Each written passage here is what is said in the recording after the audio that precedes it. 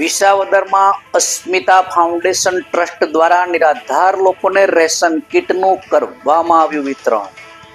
નમસ્કાર, સહ જન સંદેશ સાથે હું છું ગોપાલ ભેસાણી। વિસાવદર શહેર વિસ્તારમાં વસતા ગરીબ નિરાધાર વિધવા બહેનો, વૃદ્ધ વડીલો અને દિવ્યાંગ બાળકોની મદદ માટે અસ્મિતા ફાઉન્ડેશન ટ્રસ્ટ દ્વારા છેલ્લા 3 મહિનાથી સેવાકીય કામગીરી હાથ ધરવામાં આવી છે।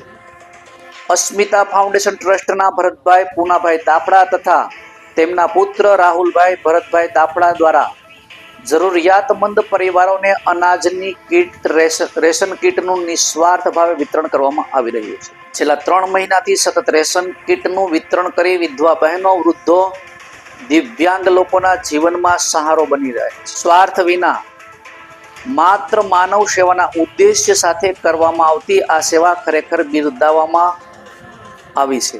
સમાજના અન્ય લોકો પણ આ સેવા કરીને સહભાગી બને અને અસ્મિતા ફાઉન્ડેશન ટ્રસ્ટનું આ પરમાર્થ કાર્ય અવિરત ચાલુ રહે તેવી શુભકામનાઓ। રિપોર્ટર આશિષ વસાવડા, સહ જન સંદેશ ન્યૂઝ, વિસાવદર।